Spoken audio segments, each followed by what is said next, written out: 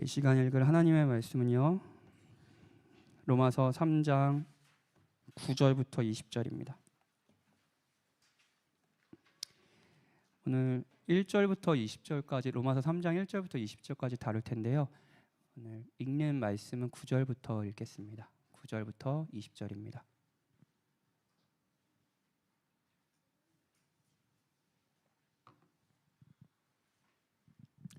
하나님의 말씀을 들으십시오. 그러면 어떠하냐? 우리는 나으냐? 결코 아니라. 유대인이나 헬라인이나 다 죄 아래에 있다고 우리가 이미 선언하였느니라. 기록된 바 의인은 없나니 하나도 없으며 깨닫는 자도 없고 하나님을 찾는 자도 없고 다 치우쳐 함께 무익하게 되고 선을 행하는 자는 없나니 하나도 없도다. 그들의 목구멍은 열린 무덤이요 그 혀로는 속임을 일삼으며 그 입술에는 독사의 독이 있고 그 입에는 저주와 악독이 가득하고 그 발은 피 흘리는 데 빠른지라. 파멸과 고생이 그 길에 있어 평강의 길을 알지 못하였고 그들의 눈앞에 하나님을 두려워함이 없느니라 함과 같으니라. 우리가 알거니와 무릇 율법이 말하는 바는 율법 아래에 있는 자들에게 말하는 것이니 이는 모든 입을 막고 온 세상으로 하나님의 심판 아래에 있게 하려 함이라. 그러므로 율법의 행위로 그의 앞에 의롭다 하심을 얻을 육체가 없나니 율법으로는 죄를 깨달음이니라. 아멘. 오랜만에 로마서로 다시 돌아왔습니다. 오랜만에 돌아왔는데 오늘은 이제 많은 사람들이 불편해하는 진실을 하나 다루려고 합니다. 사실 지금 여러분들 로마서 이번 7번째 시간인데요. 앞에 1장부터 쭉 이어졌던 내용들은 오늘을 위한 빌드업이었습니다. 그리고 오늘이 사실 지난 시간을 요약하는 아주 핵심적인 주제라고 할 수 있어요. 우리가 피하고 싶은 불편한 진실, 그게 뭐냐면요, 모든 사람이 예외 없이 죄인이라는 겁니다. 모든 사람이 예외 없이 죄인이라는 겁니다. 모든 사람이 죄 아래에 있다는 겁니다. 9절에 보면 유대인이나 헬라인이나 다 죄 아래에 있다라고 말하는데요. 이 죄 아래에 있다라는 것은 그냥 아래라는 위치 정도가 아니라 사실 지배받는다라는 것을 의미합니다. 그러니까 죄의 영향력 아래 우리가 살아간다라는 거예요. 지배와 통제 아래서 우리가 살아간다라는 것을 의미합니다. 오랜만에 이제 로마서라서 기억이 나실지 모르겠지만 이 불편한 진실을 말하기 위해 바울은 빌드업을 계속했습니다. 1장에서는 이런 내용이었어요. 하나님을 모르는 이방인들의 죄를 다뤘습니다. 그래서 기억나실지 모르겠어요. 그 영리, 순리 이런 거 얘기했잖아요. 하나님이 창조를 하셔서 이제 창조 세계의 질서를 만드셨죠. 순리를 만드셨죠. 그런데 그 순리를 바꿔 영리로 사용하는 그의 대표적인 예로 동성애를 이야기하면서 그 하나님을 모르는 그 이방인들이 빠져 있는 죄에 대해서 언급을 했습니다. 그리고 너희들의 하나님의 진노 아래 있다라고 얘기를 했죠. 그리고 2장에서는요. 그럼 그렇지, 그렇게 못되게 사는 사람들은 당연히 하나님 진노 아래 있지, 하나님 벌해 주셔야지라고 하는 도덕적인 사람들 역시 하나님의 진노 아래 있다라고 말을 했습니다. 너희가 착하게 산다고 생각하지, 너희가 저 사람들이랑 다르게 생각하지, 하지만 그 사람 마음 안에 그 행동을 일으키는 본질적인 마음은 너희도 같아. 그러니까 너희도 하나님의 진노 아래 있는 거야 라고 이제 이야기하죠. 그리고 2장 하반부에는 그냥 도덕적인 사람뿐만 아니라 유대인들, 자신이 하나님의 율법을 받았기에 하나님의 민족이고 할례를 받았기에 나는 언약 백성이다라고 자부하는 유대인조차도 너희도 하나님의 진노 아래 있다라고 얘기해요. 너희가 율법을 받는 게 도대체 무슨 소용이냐? 너희들이 율법을 범하고 있는데. 너희들이 할례를 받은 게 도대체 무슨 소용이냐? 할례가 의미하는 그 언약, 그 무시하면서 살아가는데 그게 도대체 너희들한테 어떤 의미가 있냐? 너희도 하나님의 진노 아래 있다라고 얘기하죠. 모두 예외 없이 하나님의 진노 아래 있다고요. 이 빌드업이 오늘 빵 터지는 겁니다. 다 하나님의 죄 아래 있어, 이렇게 얘기하는 거예요. 이렇게 놀리면서 얘기하지 않았겠죠? 제가 왜 이렇게 얘기했는지 모르겠어요. 어떤 신학자는 1장부터 3장이 마치 법정과 같은 분위기라고 얘기합니다. 자, 증거 조사를 해요. 이렇게 어떤 사람이 죄를 져가지고요, 피고인석에 있습니다. 그리고 이제 검사가 이제 기소를 했어요. 그 검사랑 뭐 피고인 측이 검사가 증거 조사하고 뭐 신문도 하고 피고인 신문도 합니다. 그리고 피고인 측이 억울하다라는 항변도 합니다. 뭐 변론도 합니다. 이를테면 나는 그래도 유대인이라고요. 나는 쟤랑 다르게 도덕적으로 살았다고요. 막 이런 뭐랄까 변론을 해요. 난 교회에 다녔다고요. 나 모태신앙인데요. 나 목사인데요. 막 이런 변론들을 해요. 그런데 검사 측에 앉은 바울이 1장부터 3장까지 2장까지 피고인이 유죄라는 반박할 수 없는 정확한 증거를 계속 댑니다. 하나씩 다 됐어요. 다 됐어요. 그리고 여러분은 피고인석에 앉아 있다고 생각해 봅시다.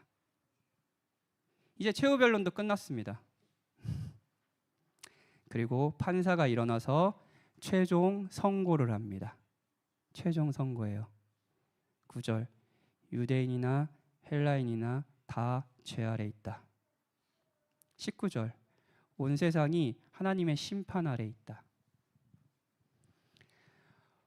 이 불편한 진실이 어떤 분에게는 익숙할 겁니다. 저 목사가 가장 익숙하겠죠. 전적 타락이라고 불리는 아주 엄중한 진리에 대해서 저는 매해 가르치고 있고요. 아마 이 주제를 대해서 강의를 하라고 하면 2시간도 강의를 할 수 있을 겁니다. 저는 이 주제에 익숙합니다. 여기서도 여러분들에게 이 주제가 익숙하신 분들이 많을 겁니다. 또 오늘 죄 얘기하네라고 생각하시는 분도 계실 거예요. 맞아요, 죄 이야기예요. 그런데 제가 여러분들의 이 주제에 대해서 익숙한 여러분들에게 던지고 싶은 질문이 있습니다. 익숙하신데 이 주제를 심각하게 받아들이시긴 하시나요? 익숙한 것과 이 주제를 심각하게 받아들인다는 것은 또 다른 문제입니다. 저와 여러분을 향한 진짜 현실이라면 우리는 오늘 또 들어도 이걸 또 하네라고 반응하지는 못할 겁니다. 가장 엄중한 우리 현실에 대한 이야기니까요. 오늘 이 이야기가 익숙하시다면 나는 익숙할 뿐 이 주제에 대해서 사실은 진지하게 생각해 본 적은 없는 거 아닌가? 이 주제가 진짜 다루는 엄중함들을 모른 채 그냥 익숙한 채 살아가는 것은 아닌가? 라는 고민을 해보십시오. 예.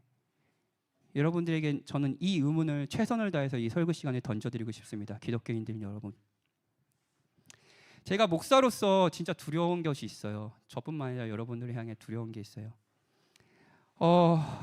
제가 오늘 설교할 모든 사람이 죄인이다, 하나님의 진노 아래 있다라는 것을 익숙하게 들었을 뿐 자신의 이야기로 심각하게 받아들여지지 않아서 마지막 진짜 현실이 됐을 때 이 이야기가요.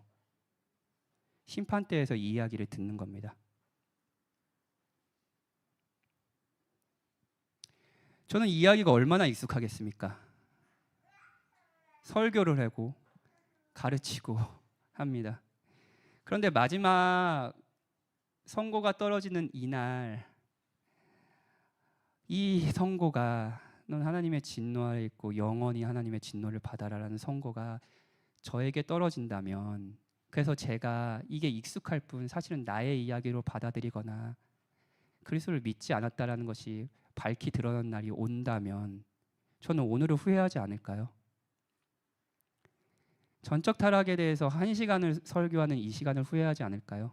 설교는 했지만, 새벽까지 설교는 준비했지만 이 사실을 저의 이야기로 엄중하게 생각하지는 않은 거죠. 그때 제발 들을 걸, 그때 제발 엄중하게 생각할 걸, 그때 나는 왜 졸았을까? 그때는 왜 설교하면서 나는 이게 내 이야기라고 생각하지 않았을까? 여러분은 지금을 후회하지 않겠습니까? 후회하지 않길 바랍니다. 기독교 신앙이 없는 분들은, 혹은 기독교에 의문을 품으시는 분들은 오늘 이 불편한 진리를 들으며 이런 생각을 하실 수 있습니다. 그래, 내가 교회 오랜만에 와 보니까 맞아 내가 교회를 싫어했던 이유를 또 오늘 듣네. 예. 그 있잖아요, 이렇게 연애하다가 헤어져요. 그러면 헤어지고 그럼 헤어지면 약간 그 좋았던 기억들이 떠오르면서 이렇게 맞아, 그 좋았는데 내가 왜 헤어졌을까라고 하잖아요. 근데 그래서 다시 만나요. 딱 만나는 순간 이런 생각이 들었죠. 이것 때문에 헤어졌구나라는 생각이 들 때가 있잖아요.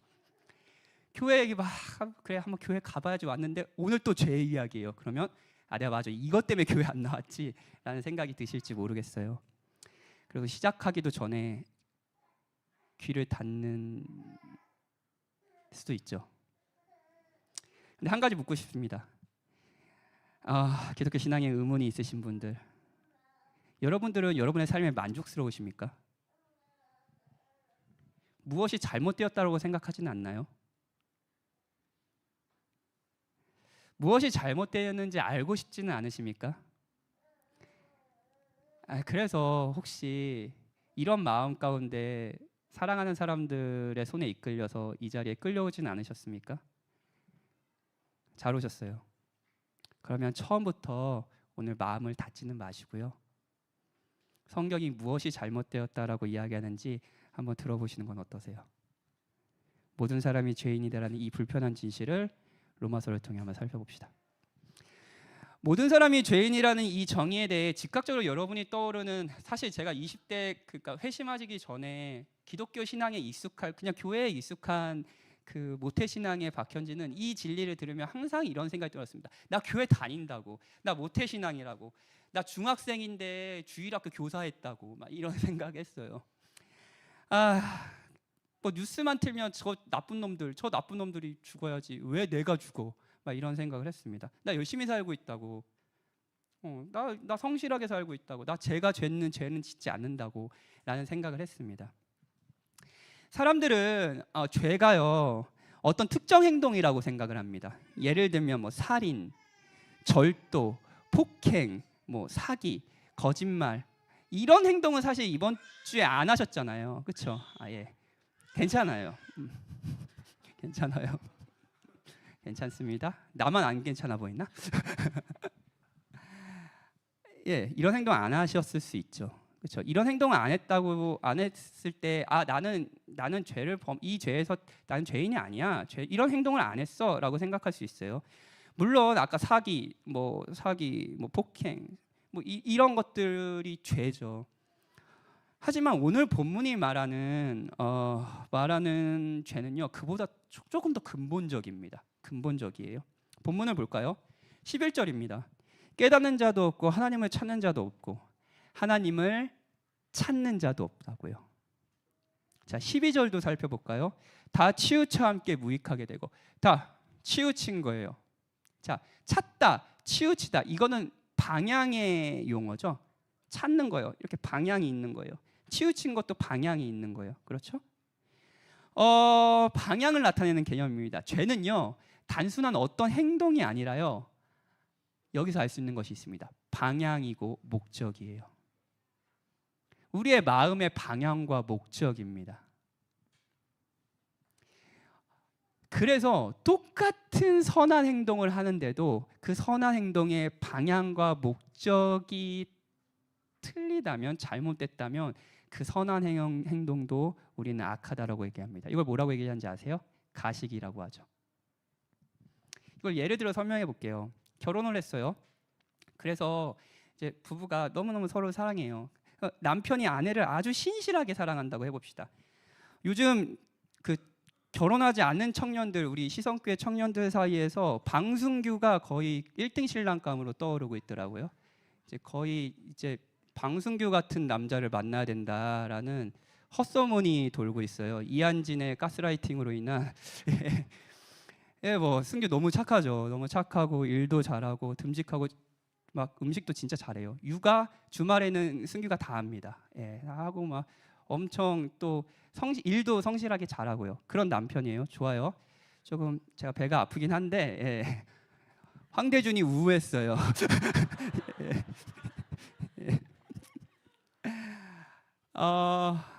착한 행동을 해요. 근데 승규처럼 아내인 한진이를 진짜 많이, 제가 이제 승규를 보면 느껴요. 얘 진짜 한진이 많이 사랑하는구나. 그치 한진아? 맞지? 한진이 많이 사랑하는구나 느껴요. 그러면 너무 좋죠. 근데 최고의 남편이죠. 우리 청년들 그런 남자 꼭 만나세요. 그런데 같은 행동을 하는데 아내를 사랑하지는 않는다라고 생각해 봅시다. 아내를 욕하면서 계속 이 일을 하는 거예요. 뭐 결혼했는데 일도 안 하고 막 욕을 해요.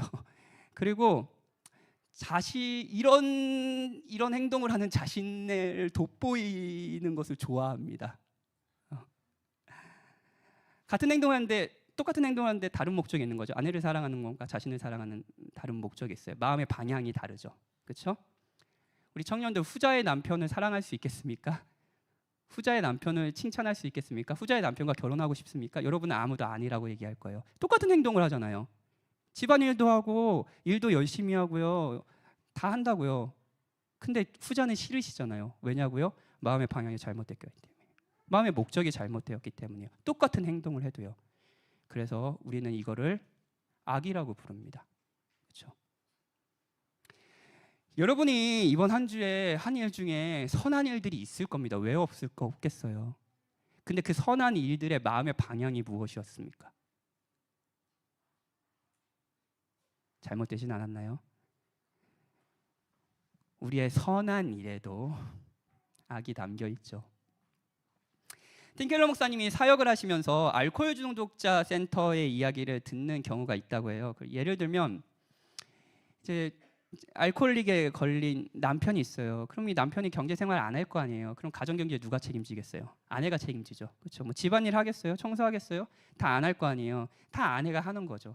그래서 알코올이기 때문에 막 경찰에 끌려가는 일도 많아요. 싸움도 많이 나고 그럴 거 아니에요. 그럼 어떻게 해요? 아내가 뭐 경찰서에 찾아가가지고 뭐 남편 뭐 이렇게 막 경찰들하고 이야기하고 빼오고 막 이런 이야기를 할 거 아니에요. 그러면 이 알코올릭에 걸린 남편을 돌보는 아내가 가장 원하는 것은 뭘까요? 남편이 술을 끊는 거잖아요. 그렇죠? 술을 끊는 거잖아요. 그렇게 간절히 기도하지 않겠어요? 근데 이 남편이 알코올릭 센터에 가가지고 치료를 받는 거예요. 그래서 결국 술을 끊게 됐어요. 그럼 가정에 화평이 찾아올까요? 틴켈러 목사님, 저는 그러면은 행복하겠다라고 생각했어요. 틴켈러 목사님이 그 알코올릭 가정들을 보면서 그렇게 행복해지는 경우도 있었지만 그렇게 술을 끊자 가족이 이제 관계가 틀어지고 그리고 이혼 관계가 더 나빠지고 이혼을 하는 경우도 있었다라고 얘기해요. 되게 이상하지 않나요? 그렇게 원하는 결과가 왔는데 왜 이혼을 할까요? 그러면서 틴켈러 목사님이 이렇게 얘기합니다. 오랜 시간 망가진 남편을 챙기고 남편의 자리를 자신이 감당하고 하는 것이 익숙해졌고 이게 자신의 정체성이 된 거예요. 그리고 그렇게 하는 것이 자신이 좋은 사람이란 자부심으로 발전을 했습니다. 이 정체성은 알코올 중독자 남편이 술을 마실 때만 유지됩니다. 그런데 남편이 더 이상 술을 마시지 않아요. 너무 원하는 것이지만 그 현실이 오면 그래서 그 술을 먹는 남편을 너무너무 욕했지만 술을 먹지 않는 현실이 오면 자신이 없어져 버립니다. 그러면서 틴켈러 목사님이 설교 중에 이런 말씀을 하시는데 와닿았어요. 그녀는 남편에게 봉사하고 있던 것이 아닙니다. 자신에게 봉사하고 있던 셈입니다. 남편을 사랑하는 것이 아니라 자신을 사랑하는 것입니다. 정말 알코올 중독에 시달리는 가정 그리고 그 가정의 아내가 이런지는 저는 잘 모르겠습니다. 그런데 확실한 게 있어요. 목사는 그럽니다. 목사는 선한 일을 하면서도 성도가 행복한 것도 바라지만 성도가 악한 게 너무 슬프고 그거에 대해서 제가 막 일을 하고 있는 게 그리고 이 문제가 해결되길 바라잖아요. 해결되면 기쁩니다. 근데 뭔가 이상하죠. 이상한 불편함이 있어요. 왜일까요? 더 이상 말하지 않겠습니다. 여러분들도 사랑을 하면서 다양하게 느끼는 지점일 테니까요. 온갖 선행을 합니다. 근데 그 선행의 목적이 선하지 않다면 우리는 그것을 선하다고 하지 않습니다. 가식이라고 하죠. 여러분 악한 행동보다 사실 선한 행동을 하지만 그 마음의 방향이나 목적이 잘못된 선한 행동을 더 싫어하지 않습니까? 위선 떨지 말아라 라고 얘기하지 않나요? 목적이 잘못된 선행도 악입니다.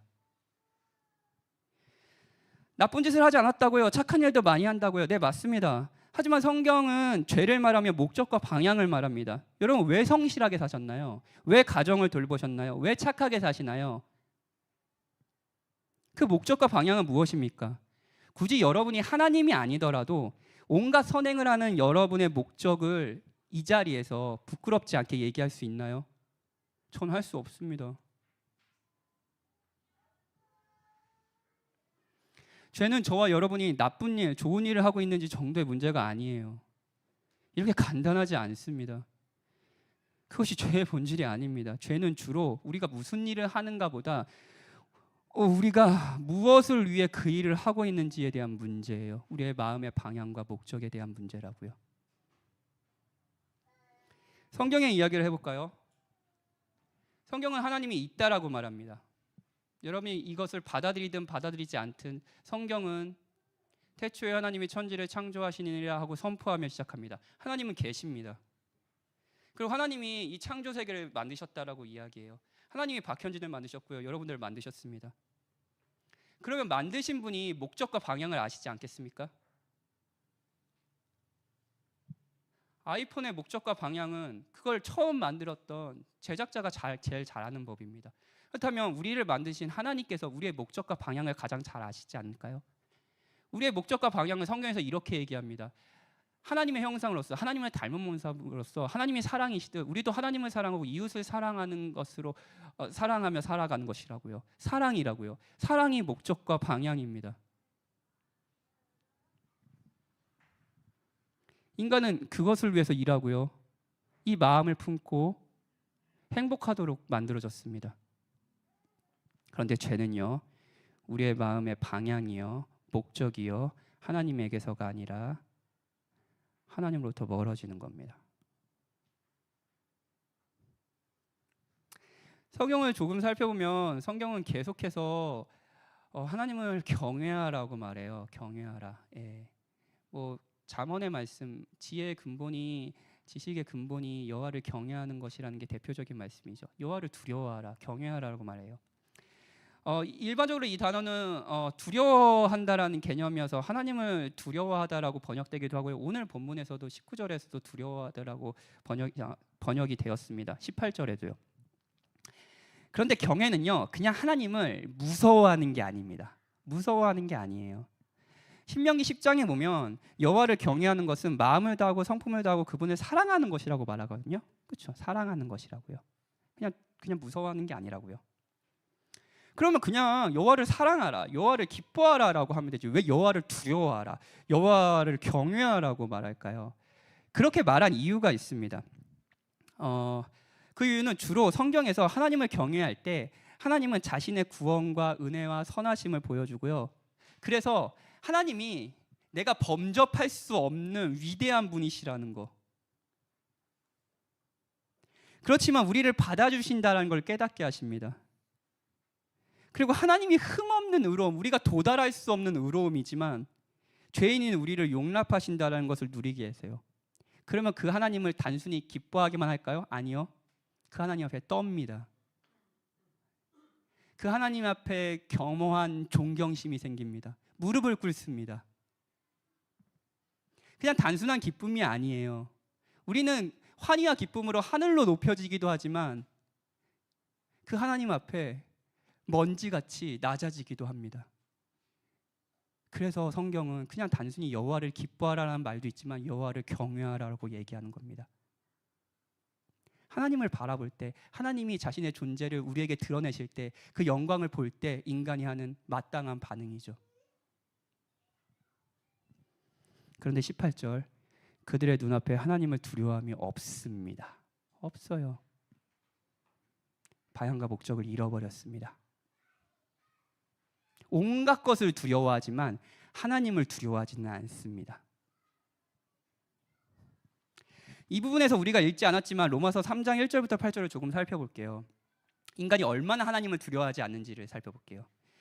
바울은 1장, 2장에서 말씀드린 대로 유대인과 헬라인이 모두 죄인이라고 선포했어요. 유대인의 당연한 반박이 예상이 됩니다. 그 반박은 뭐냐면요, 나 할례 받았는데, 나 율법 받았다고, 나 선민이라고, 하나님이 날 택하셨다고, 아브라함이 내 조상이야. 그런데 그러면 내가 유대인인 게 도대체 무슨 유익이 있어? 나도 하나님의 진노 아래 저 이방인과 똑같다면 무슨 유익이 있어? 라고 하니까 바울이 3절에서 이렇게 얘기합니다.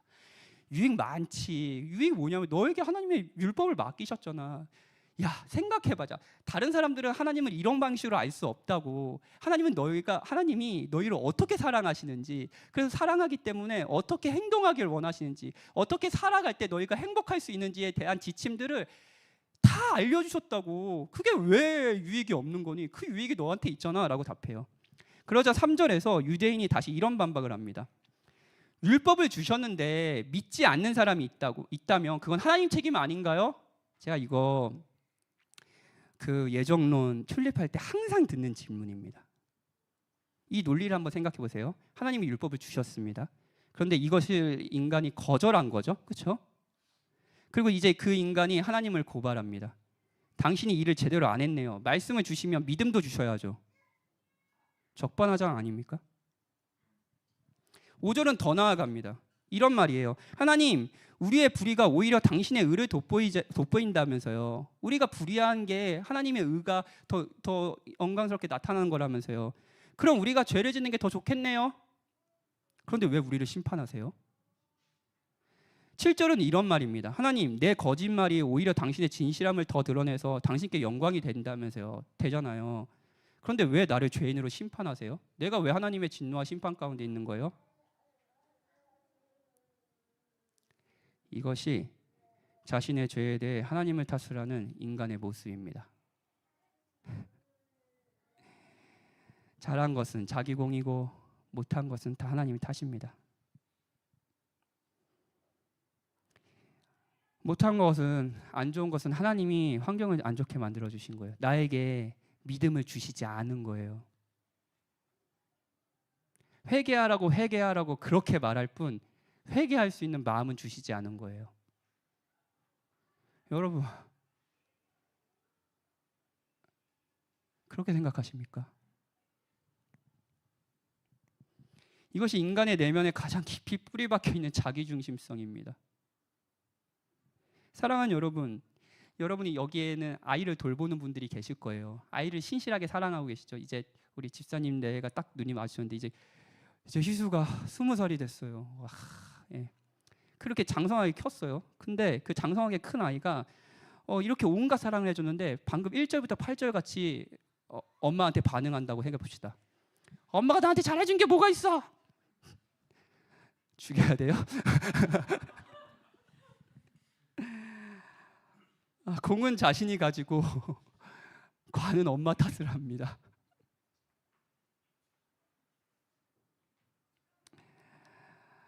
여러분의 남편을 사랑하는데 그 남편이 온갖 좋은 것들은 자신이 잘해서라고 얘기하고 지금 상황이 만족스럽지 않은 것은 나 때문이라고 얘기합니다. 억울하지 않으세요? 억울하죠. 이때 살인이 일어나죠. 그렇죠? 그런데 여러분, 우리가 그 모습으로 하나님을 싫어하고 하나님을 함부로 대한다는 것을 아시나요? 인간은 하나님을 찾지 않습니다. 물론 착한 일도 하죠. 그런데 하나님을 찾지 않습니다. 하나님을 경외하지도 않습니다. 온갖 것을 두려워하지만 하나님을 두려워하지 않습니다. 하나님을 우리 마음의 중심에 두지 않고요. 우리 자신을 중심에 둡니다. 제가 아까 예배 시작하기 전에 그랬잖아요. 전 진짜 모든 것을 하든 제 마음의 중심에 박현진이 있는 것 같아요. 지독한 자기중심성입니다. 죄는 특정 행동이기도 하지만 무엇보다 목적과 방향입니다. 그렇다면 이 죄가 우리에게 얼마나 영향을 줄까요? 바울은 13절부터 17절까지 구약 성경을 인용해서 모든 인간이 죄 아래 죄의 지배를 받고 있다라고 말해요. 지배입니다. 지배예요. 영향력을 끼친다고요. 여러분들 모든 것에 영향력을 끼친다고요. 그런데 의도적으로 인간 몸의 여러 부분을 열고 해요. 목구멍, 그리고 혀, 입술, 그리고 그 발, 그리고 눈, 이런 것들을 의미합니다. 이런 것들을 인용해서요. 구약 성경을 인용하면서 특히 몸의 여러 신체 부위를 계속 이야기하면서 인간이 이렇게 타락했다라고 얘기해요. 이 부분을 존 스토트 목사님은 이렇게 해석합니다. 한번 들어보세요.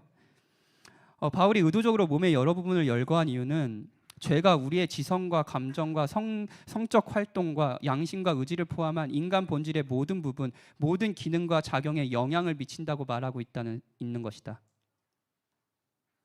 죄는요, 우리의 일부에 영향을 끼치는 게 아닙니다. 우리의 모든 지성, 마음, 감정, 우리가 일하는 방식, 우리가 가정을 돌보는 방식, 제가 목회를 하는 방식, 우리가 연애를 하는 방식, 이거 다 영향을 끼칩니다. 성경에 인간이 전적으로 타락하고 부패했다는 것은 모든 인간이 히틀러거나 뭐 살인을 저질렀다는 이런 것이 아니에요. 성경이 인간이 전적으로 부패했다는 것은 부패의 정도가 아니라, 그러니까 우리의 모든 부분이 완전히 다 부패의 정도가 아니라 오히려 우리의 모든 부분이요, 하나도 빠짐없이 모든 부분이요, 사실 어느 정도 뒤틀리고 오염됐다는 걸 의미해요. 범위죠, 범위. 모든 영역이 죄의 지배 아래 있다는 거예요. 죄의 오염에서 벗어나 있는 부분은 없다는 거예요. 우리의 선행도요. 성경은 한 사람의 모든 부분이 죄 아래 있다라고 말하면서 동시에 모든 사람이 예외 없이 죄 아래 있다라고 얘기해요. 9절이에요. 유대인이나 헬라인이나 죄 아래 있다. 모든입니다. 예외가 없습니다. 우리가 읽은 본문에서 없다라는 말을 계속 반복합니다. 없다, 없다, 없다, 없다. 하나도 없다. 이것이 성경의 진단이에요. 의인은 없습니다. 깨닫는 자도 없습니다. 하나님을 찾는 자도 없습니다. 선을 행하는 자도 없습니다. 하나도 없습니다. 이게 역사적으로도 증명됐다라는 것을 아시나요? 저는 역사 이야기를 하나 하고 영화 이야기를 하나, 이 주제야 모든 사람이 사실 이 죄의 영향력 아래에 있다라는 것을 두 가지 이야기를 하려고 해요. 첫 번째 역사 이야기입니다. 세계사를 좋아하는 분들, 특히 이제 서양사를 좋아하는 분들은 서양에 여러 혁명이 일어났잖아요. 근데 그런 혁명들이 사실은 그 시대, 그 당대 기득권에 대한 대항에서 나왔다는 것을 다 아실 겁니다. 예를 들면 프랑스 혁명은 뭐 가장 유명한 시민혁명으로 불리는 프랑스 혁명은요, 그 당시 기득권이 누구였냐면 왕과 귀족이었습니다. 그 왕과 귀족의 기득권을 빼앗아 일반 시민에게 권한을 주는 혁명, 시민혁명이었죠. 예. 그런데 정말로 프랑스 혁명을 일으킨 사람들의 마음대로 그 권리가 일반 시민에게 돌아왔을까요? 아니요. 자본가들에게 돌아갔습니다. 특히 산업혁명 이후 귀족이라는 기득권의 자리를 돈이 많은 자본가들이 차지하고요. 여전히 그 자본가들은 그 프랑스 혁명 전에 그 귀족과 왕이 그 일반 시민들을 괴롭혔던 것처럼요, 그 자본가들은 일반 시민들을 학대했습니다. 그리고 또 혁명이 일어나요. 러시아에서 일어난 사회주의 혁명입니다. 이 혁명에서 기득권은 누구예요? 자본가들이에요.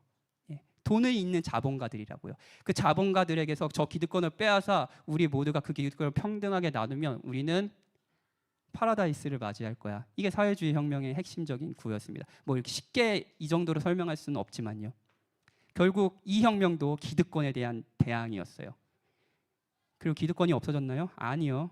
북한을 보십시오. 어느 나라보다 강력한 기득권이 있는 나라를 만들어 버렸습니다. 역사를 살펴보면 인간은 언제나 그랬습니다. 세상이 악한 이유가 저 밖에 있고 저 기득권에 있다고 생각했어요. 그래서 기득권을 없앴습니다. 그런데 또 다른 세력이 기득권을 차지했습니다. 그리고 또 없앴습니다. 그러니까 또 나타났죠.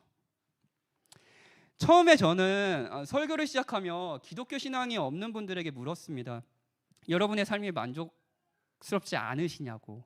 예, 물었어요. 대부분 그렇겠죠. 예, 대부분 충분히 만족스럽지는 않을 겁니다. 저도 마찬가지고요. 그런데 그 원인을 그러면 여러분들 어디서 찾으십니까? 왜 여러분들의 삶이 만족스럽지 않나요? 사회가 문제인가요? 맞죠. 저 기득권이 있는 사람들이 문제인가요? 맞죠. 가족이 문제인가요? 여러분이 기득권을 가지고 있던 나를 충분히 사랑해주지 않았던 그 가족이 문제여서 여러분의 지금의 삶이 이렇게 만족스럽지 않은 결과가 났나요? 그들이 기득권을 가지고 여러분의 삶을 망쳤나요? 그럴 수 있죠. 그런 부분이 있을 수 있죠. 그런데 그 기득권을 여러분이 갖는다면 모든 것이 좋아질까요?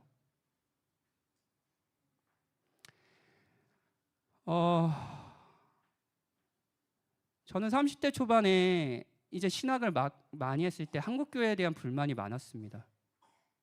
대형 교회 저 기득권을 가진 목회자들이 한국 교회를 오염시키고 있다고 생각했습니다. 저는요. 점점 나이가 들고 있고요. 그 위치까지는 못 갈 것 같아요. 담임 목사가 됐습니다. 저는 이 기득권을 어떻게 사용할까요? 왕과 귀족만 악한 것이 아닙니다. 자본가만 악한 것이 아닙니다. 우리 모두는 죄 아래 있어요.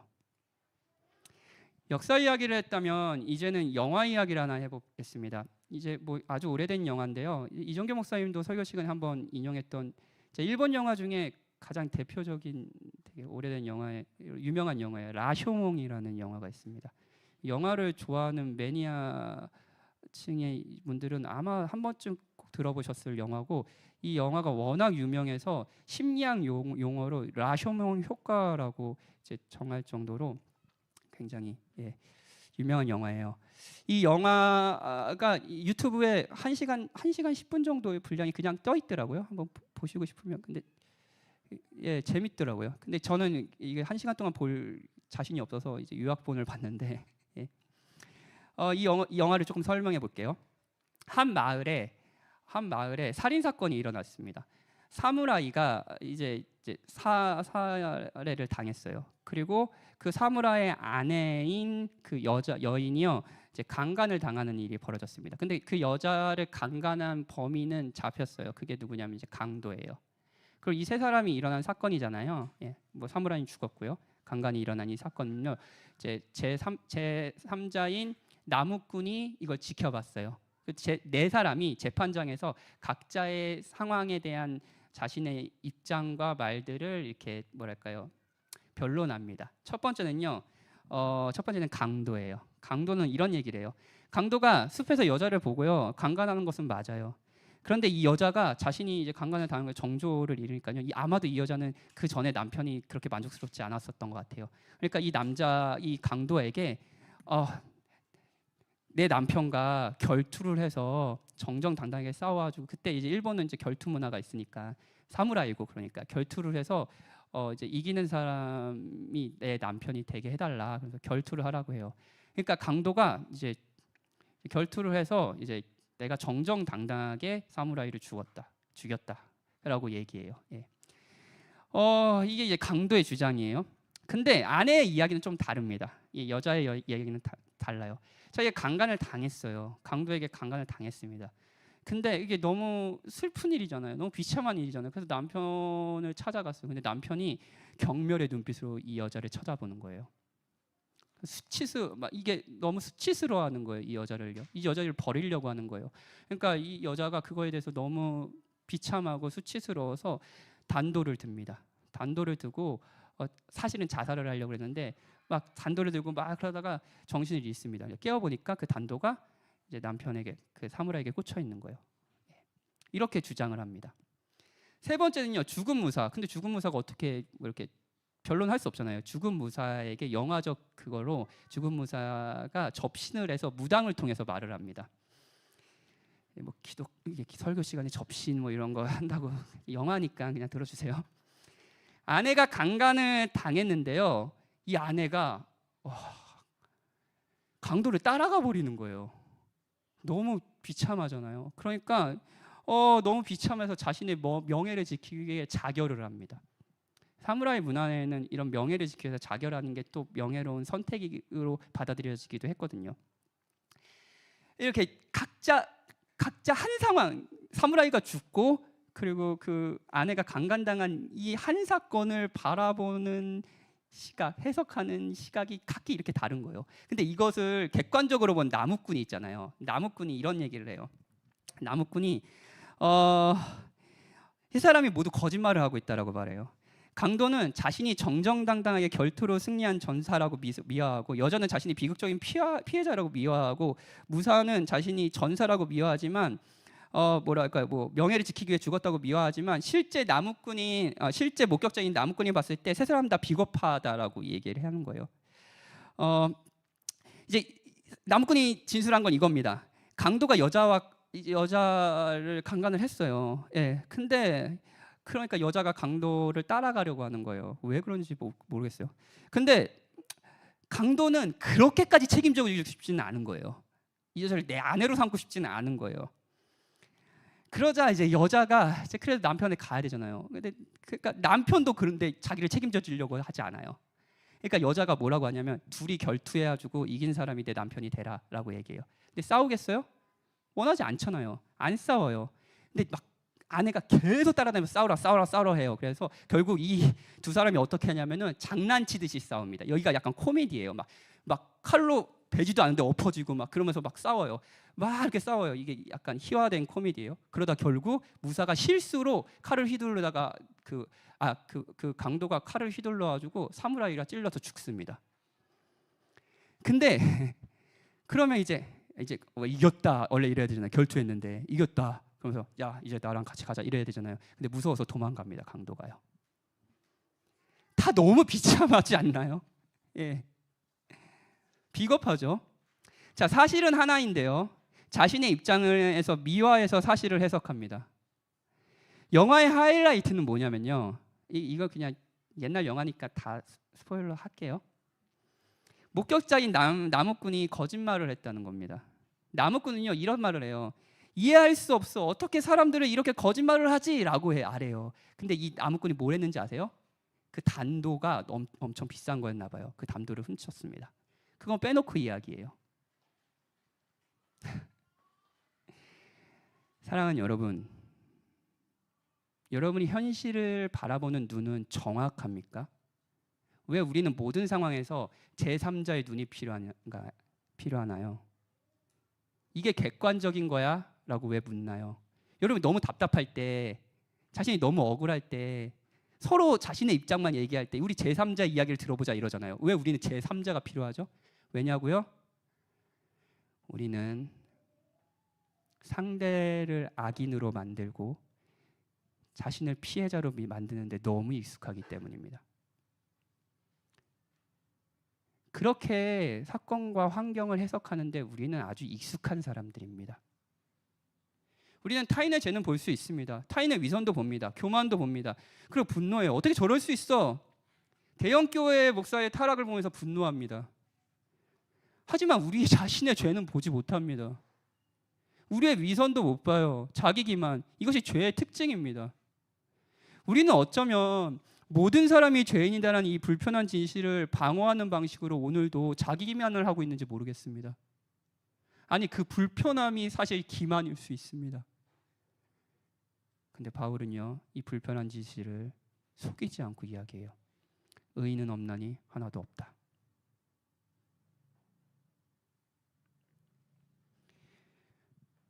그렇다면 우리는 어떻게 해야 할까요?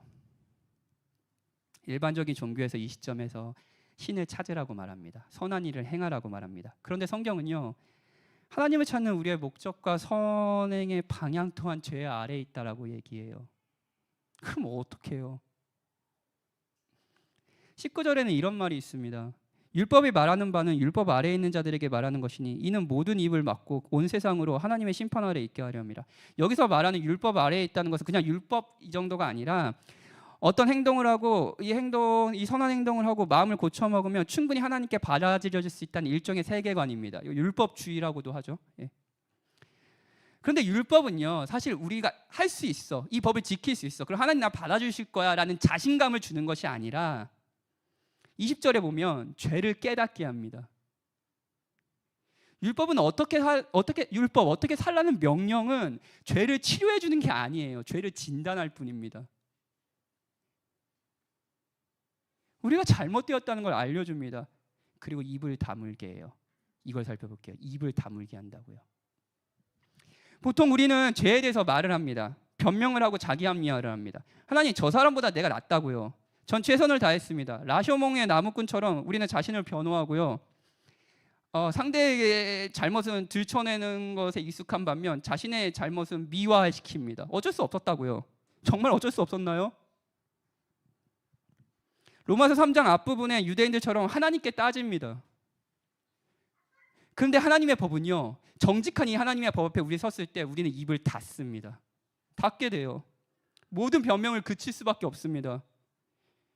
우리가 죄의 지배 아래에 있다는 것을, 우리 스스로 이 문제를 해결할 수 없다는 것을 하나님의 법이 알려줍니다. 이것을 깨달은 자의 자연스러운 반응이 뭔지 아세요? 침묵입니다. 입을 닫는 거라고요. 설교 시작에 법정으로 돌아가 볼까요? 판사가 최종 판결을 했어요. 모두 유죄. 피고인석에 앉은 우리는요, 최후 변론하겠습니다. 다시 변론의 기회를 주십시오. 없습니다. 없어요. 침묵할 뿐입니다. 변명할 게 없어요.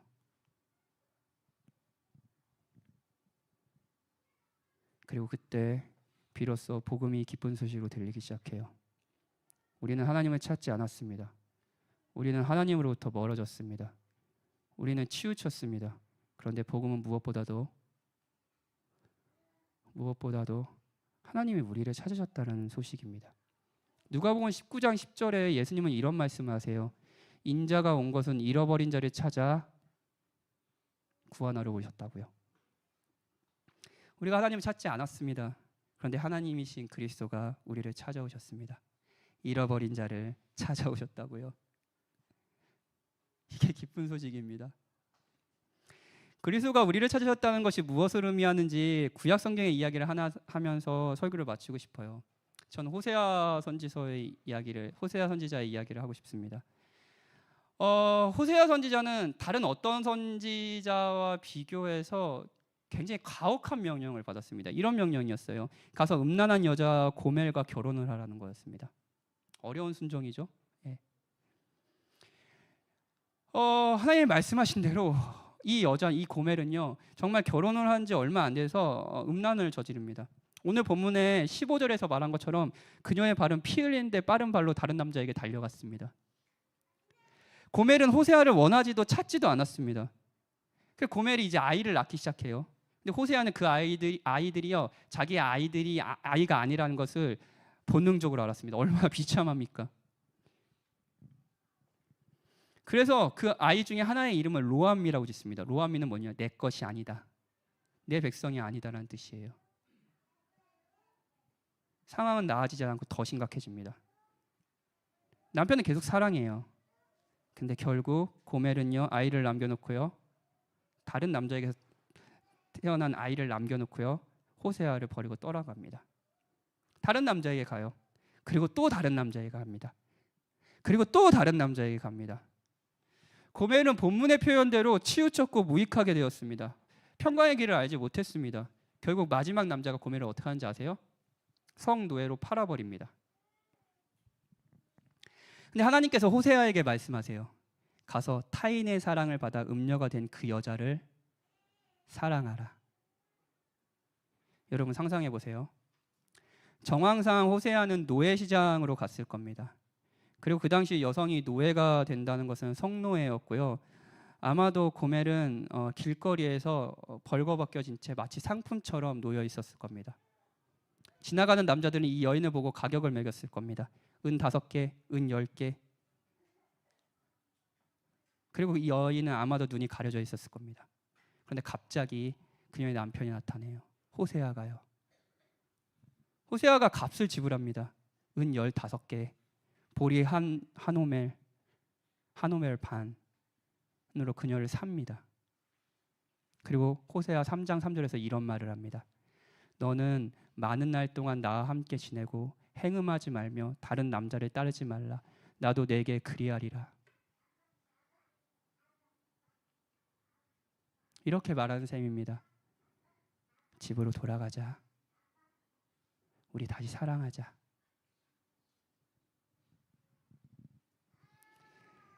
자신을 찾지 않는 고멜을 호세아가 찾았습니다. 값을 치르고 집으로 데려왔습니다. 하나님은 왜 말도 안 되는 이 고통스러운 명령을 호세아에게 하셨을까요? 그 이유는요, 하나님이 이스라엘에게 우리에게 하시는 사랑을 보여주시려는 의도였어요. 무엇보다도 우리의 진정한 남편이신, 우리를 사랑하시는 그리스도가, 인자가 온 것은 잃어버린 자를 찾아 구원하러 왔다고 말하신 그 그리스도가 호세아를 통해 이렇게 말하는 셈입니다. 호세아는 고멜을 찾기 위해 다른 도시로 가야 했지만, 노예시장으로 가야 했지만, 나는 너를 찾기 위해 하늘에서 땅으로 내려왔다. 너는 나를 찾지 않았다. 너는 나를 원하지 않았다. 너는 마음의 방향이 다른 데로 갔다. 그래서 내가 너를 찾았다. 호세아가 고멜을 얻기 위해 은과 보리라는 값을 지불했지만 나는 그 정도를 한 것이 아니다. 나는 너를 얻기 위해 나의 생명이라는 값을 치러야 했다. 그리고 이제 너에게 말한다. 이제 나와 함께 집으로 돌아가자. 다시 사랑하자. 이것이 복음입니다. 하나님 우리를 찾으셨다고요. 그리스도는 죄 아래 있지만 동시에 하나님의 심판 아래 있는 우리를 얻기 위해 자신이 심판을 당하셨습니다. 율법은 우리에게 말합니다. 너는 할 수 없어. 너는 의롭지 못해. 너는 죄 아래 있어. 하지만 복음이 말해요. 복음이 뭐라고 얘기하는지 아세요? 하나님이 너를 찾으셨다. 하나님이 너를 무한한 대가를 치르고 너를 구원하셨다. 너는 더 이상 죄 아래 있는 게 아니다. 은혜 아래 있다. 하나님이 너의 벌거벗음을 가리시고 너에게 의의 옷을 입히셨다.